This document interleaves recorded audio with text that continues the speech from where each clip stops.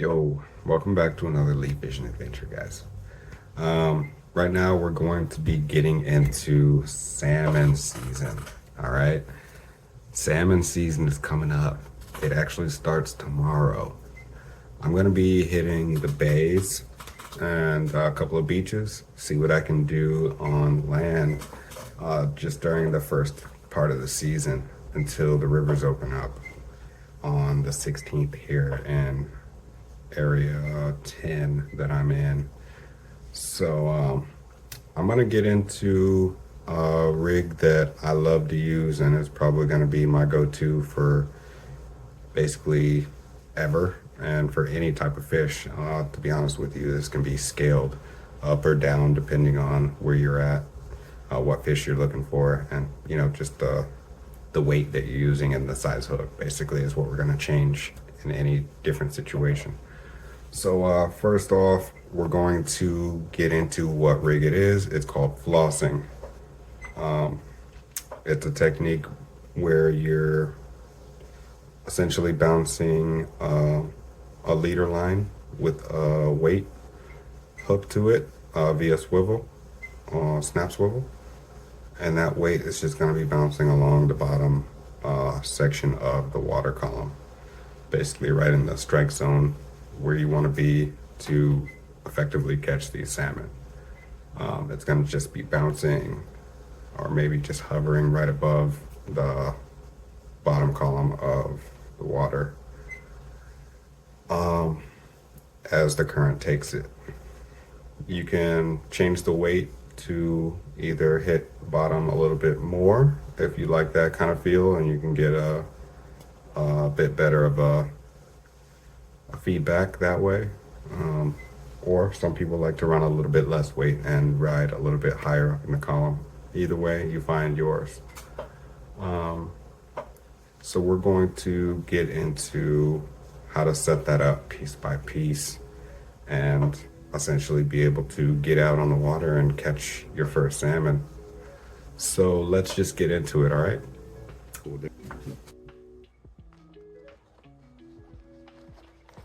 So I got this bag on Amazon.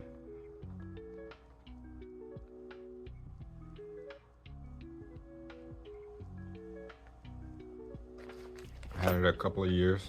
I took it out salmon fishing first time 2023 was I think the first pink run that I ever went on. But it holds everything I'm gonna need. I've got the bead section here, all the beads that I'm gonna need. I got orange, green, a couple different colors in there, different sizes as well.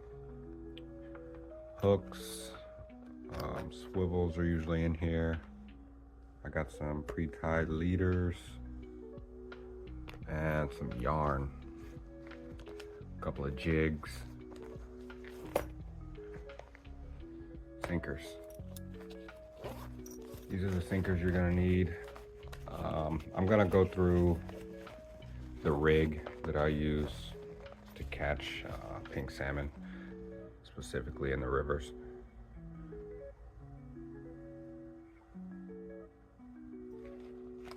Cannonball sinkers. Then we have corkies.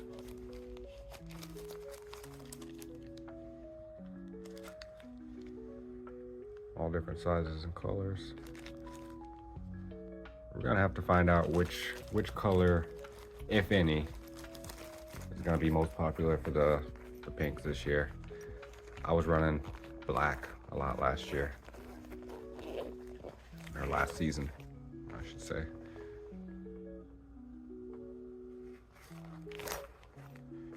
Got some pre-tied hooks, leaders here. Those leaders usually run around 6 to 9 foot in length, depending on where you are and how fast the water's moving. Then I just pick up some trash from the beach every now and then, some more pre-tied leaders, and some yarn.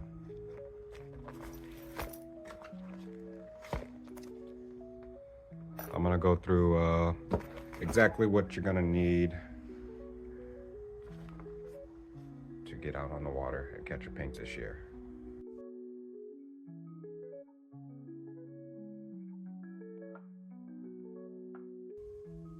That was an interesting concept to me when it was explained, but it makes total sense when we start to break it down.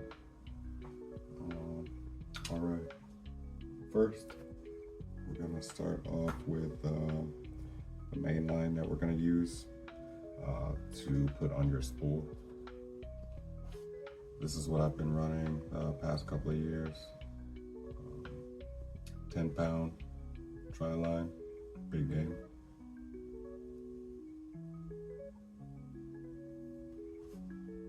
And then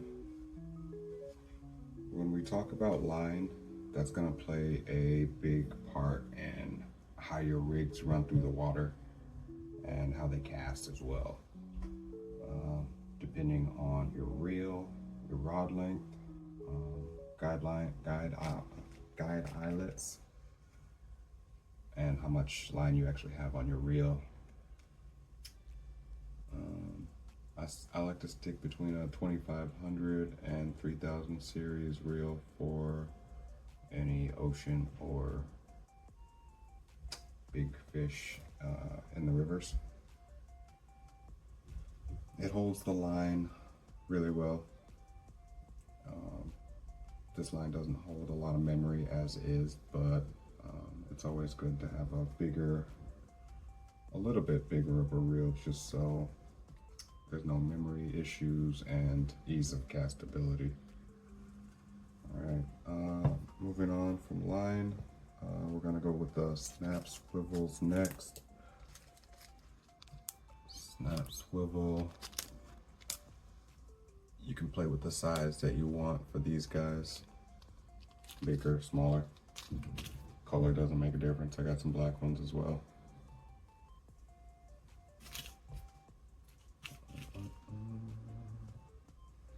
And also with the swivels, before I pass that up, with the swivels, I'll explain this more in detail, but you're gonna run your main line to one end, leader line to the other end of the swivel, and then you're gonna hang your weight from the clip there. But we'll go deeper into that later on. And that's where these guys come into play, cannonball weights. These are 3/8 ounce, and this one is 1/2 ounce. I like to be within 3/8, 5/8, and 1/2 ounce.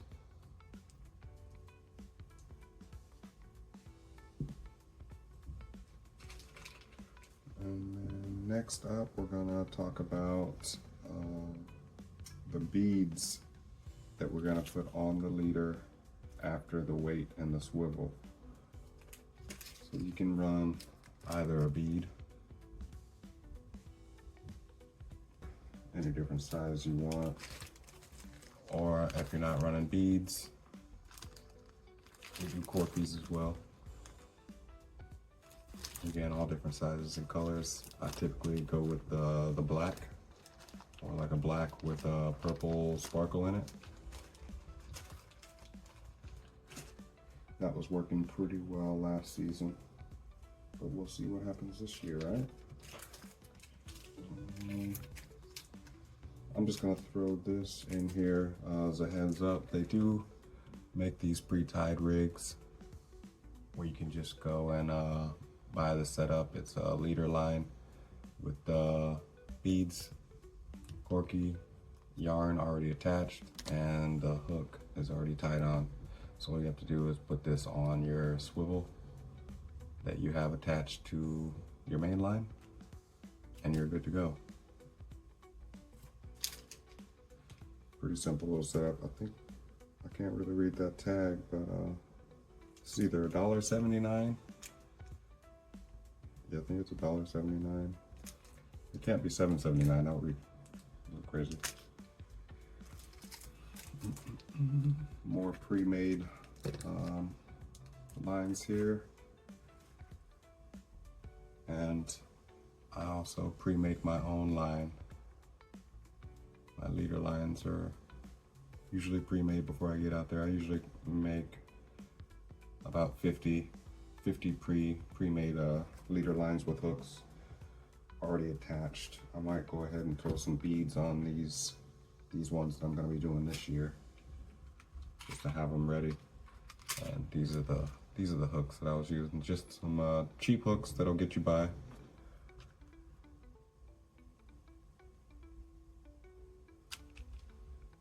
Comes in a pack of 30.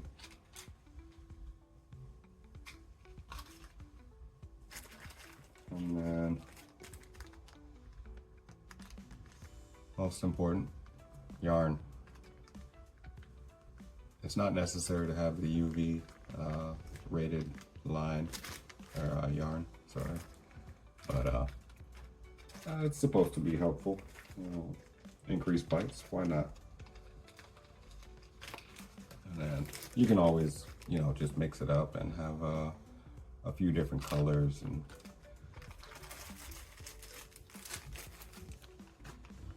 whatnot to make sure you're covering all your bases.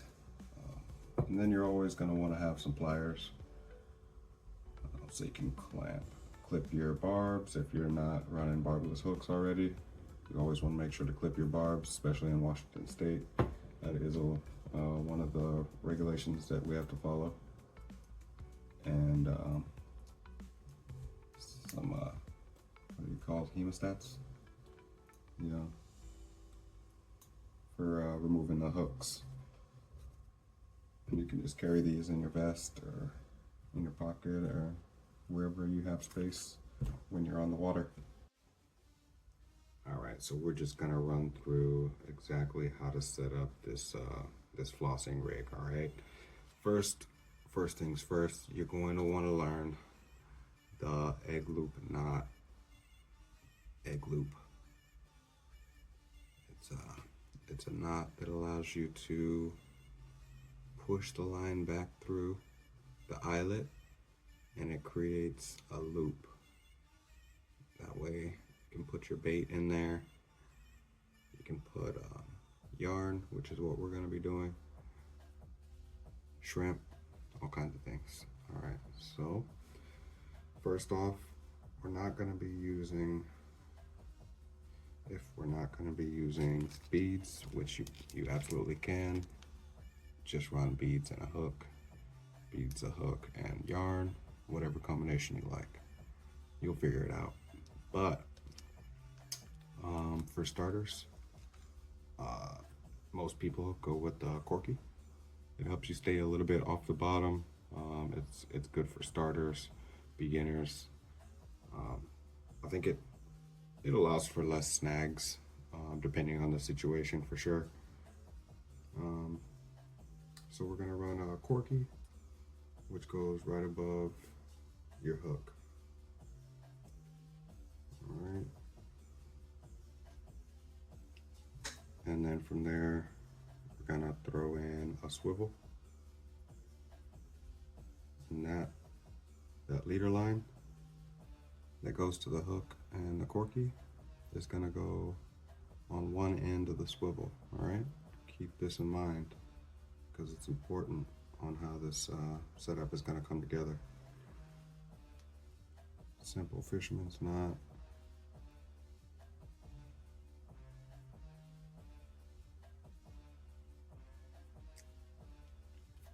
All right, got that all strapped up.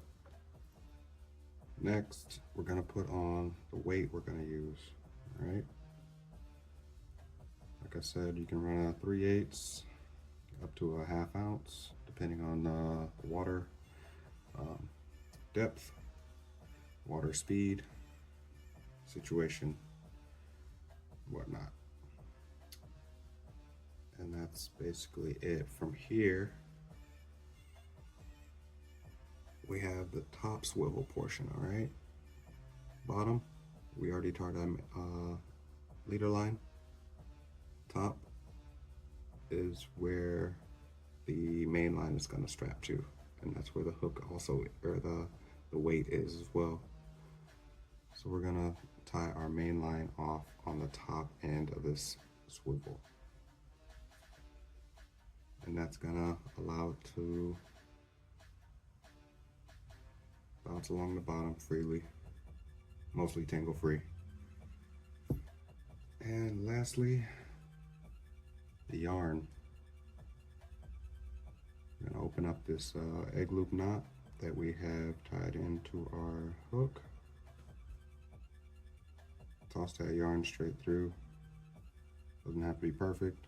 Just toss it on, strap it down, and it's gonna hold.